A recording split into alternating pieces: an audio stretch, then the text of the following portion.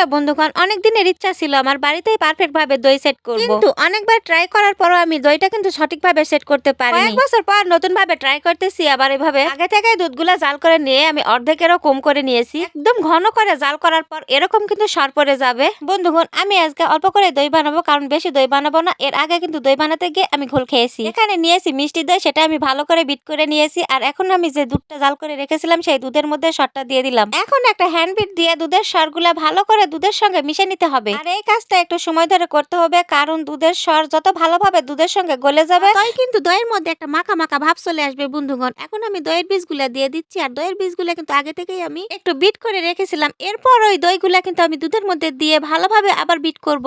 মিষ্টি দই বানানোর জন্য বন্ধুগণ মিষ্টি দই অবশ্যই দিতে হবে, তাছাড়া টক দই দিলে কিন্তু টক হয়ে যাবে দইগুলা। এখন দুধের সঙ্গে কিছুক্ষণ ধরে দইগুলা মাখা ঝাঁকা করে নিতে হবে। একটু সময় ধরে ঝাঁকা করে বিট করে নিতে হবে। বন্ধুগণ, যত বেশি বিট করবেন তত বেশি কিন্তু ফেনা হবে, আর যত বেশি ফেনা হবে তত ভালোভাবে কিন্তু দইটা সেট হবে। যখন দেখবেন দুধের উপর দিয়ে একদম ফেনা হয়ে দুধটা আর দেখা যায় না, তখন স্টপ মেরে যাবে। এখন একটা আঙ্গুল দিয়ে দুধটা চেক করে নেব কতটুকু গরম আছে। বেশি গরম হওয়া যাবে না, আঙ্গুল যাতে সহ্য করতে পারে এতটুকু গরম হলেই হবে। দইগুলো বসানোর জন্য আমি একটা প্লাস্টিকের বক্স নিয়েছি। এই বক্সের মধ্যে আমি দই বসাবো।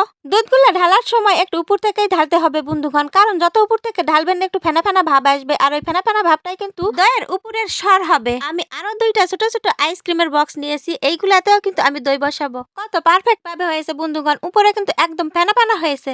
দইগুলা বসানোর জন্য আমি একটা প্যানে কাপড় দিয়ে কাপড় সহ প্যান গরম করে নিয়েছিলাম। আর এখানে দইগুলা সেট করে আমি সারা রাতের জন্য রেখে দিয়েছিলাম। পরের দিন সকালে কিন্তু আমি এটা বের করতেছি। দেখেন, প্রথমে মিনি বাচ্চাগুলো দেখাই কেমন হয়েছে, এইগুলাই আগে তুলে দেখাই। জীবনের প্রথম আজকে আমি দই বানালাম, আর দইটা যদি পারফেক্ট ভাবে সেট না হয় তাহলে কেমন লাগে বলেন তো দেখি। ও মাই গড, আমি নিজেই বিশ্বাস করতে পারছি না বন্ধুগণ, এত সুন্দরভাবে সেট হয়েছে। দেখেন, চারিদিকে কোনোভাবেই পড়তেছে না।